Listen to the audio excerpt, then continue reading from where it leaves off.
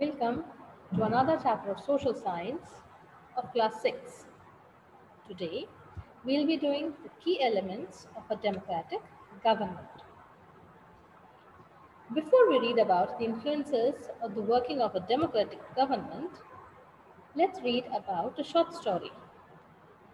Though the people's participation, the resolution of conflict, and equality justice are the key elements. And we'll see this in the following story. Here, we'll talk about South Africa, where a small girl in Johannesburg found some pictures and newspapers articles, and she read about the apartheid law. According to this law, the races were not allowed to mingle with each other, to live near each other, or even to use common facilities. As a result, the little girl, Maya, came to know about the differences that was being practiced in the society. Her mother told her that the ambulance was meant for white people, separate trains and buses were meant for both black and white people, and even the facilities were different. The schools were different, the hospitals were different. And as a result, a Congress named the African National Congress was formed, which, after a struggle against apartheid and fought under Nelson Mandela, who was their leader.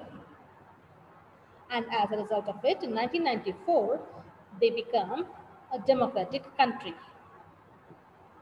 So we come to know that in a democratic country, the people participate. The democracy is of the people, for the people, by the people. And thus we know that the people participate in this form of government. Elections is one of the forms through which the people participate. What is to be done here? In the elections, people elect their leaders to represent them. These representatives, on the behalf of the people, they frame the rules and laws for the people. They are elected for a fixed period. In India, this period is for 5 years. Once elected, the government can stay in power only for 5 years. Thus, during this time, it is the duty of the people to cast vote in favor of the responsible person. And so, through elections, we have a tool in our hand through which we can decide about the representatives of our people. The other ways of participating are through rallies, dharnas, the signature campaign. People can take interest in the working of the government and can criticize it when required. The government has to change its decisions if it is going against the will of the people. Therefore, these tools can be used by us against the government, and we can control the work steps of the government.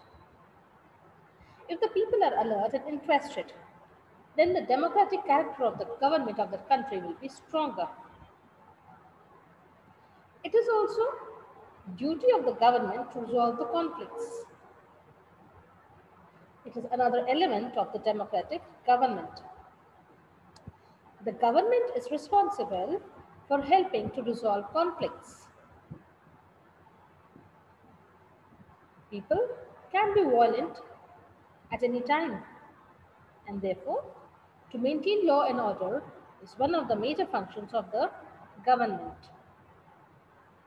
The Indian Constitution lays down the basic rules that has to be followed by everyone. These rules are for both the government and the people. Conflicts and differences have to be resolved to keep the law and order. Now here the example is given, one of the religious processions. There, the people can be against each other. Therefore, the police is stationed to ensure law and justice.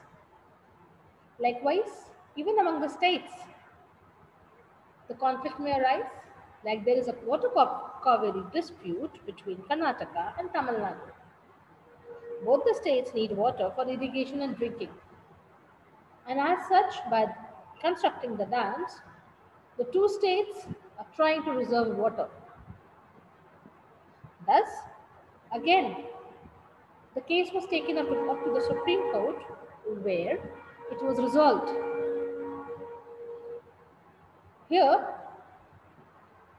the water distribution created conflict, and so the central government had to step in and a fair distribution was made. Again, equality and justice are the key elements.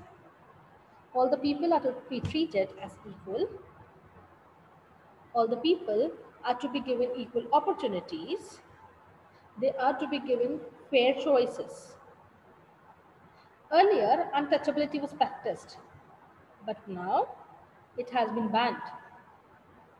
The government recognizes that all the people are equal, and as a result, the differentiation that is practiced between the high caste and low caste, between girl and a boy, they are all being tried to be eliminated.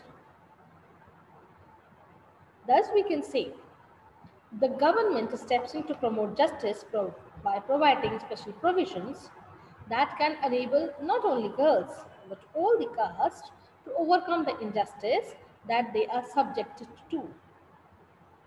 Thus, it is the duty of the government and very well in a democratic government that all are to be treated as equal. So we have seen here the key elements of the democratic government are first, to maintain the law and order, to give a chance to all the people, its citizens, to participate, then to resolve the conflicts, and to provide equality and justice to all the people.